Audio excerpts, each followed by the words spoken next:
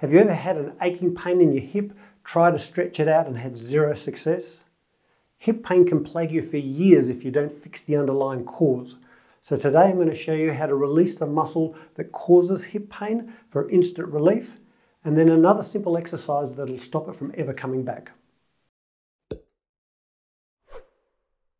Painful muscle knots tend to form in the outer gluteal muscles here, and these knots can refer pain to the hip, pelvis, and even the lower back.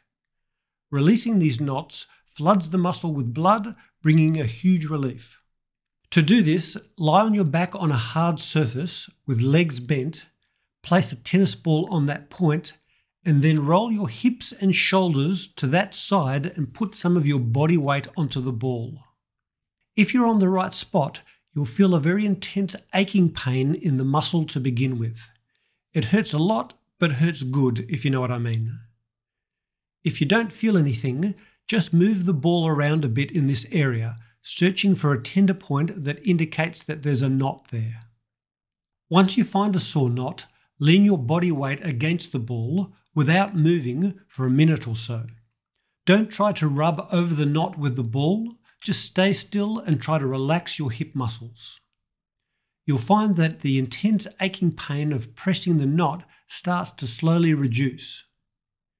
If it hurts too much to begin with to put your body weight on the ball, either roll some of your weight off the ball or lift some of your weight off the ball with your opposite leg.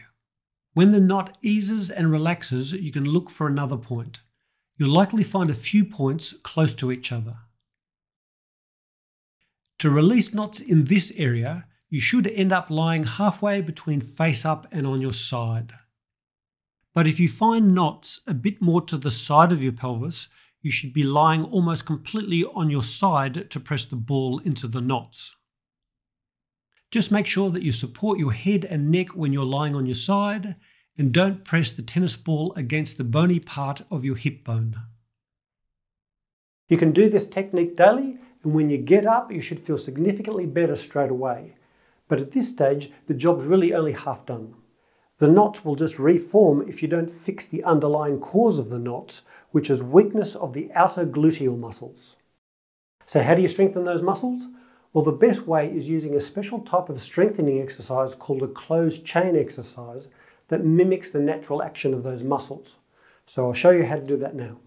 Standing on the leg of your sore hip, squeeze the gluteal muscles on the outside of your pelvis to slowly tilt your pelvis up on the other side and then slowly lower down again, and repeat.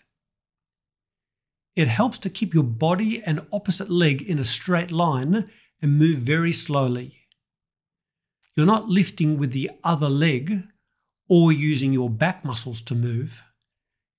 Instead, focus on using your outer hip muscles to slowly lift and lower the side of your pelvis. After several reps, you should start to feel a burn in those muscles. The weaker they are, the earlier you'll feel it.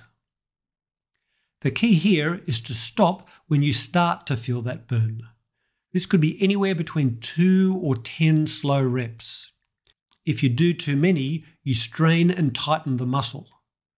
But if you stop as soon as you feel a slight burn and then repeat that daily, you really strengthen the outer gluteal muscles. Some people notice the lasting benefit of this second exercise within a week, others improve slower over a few weeks.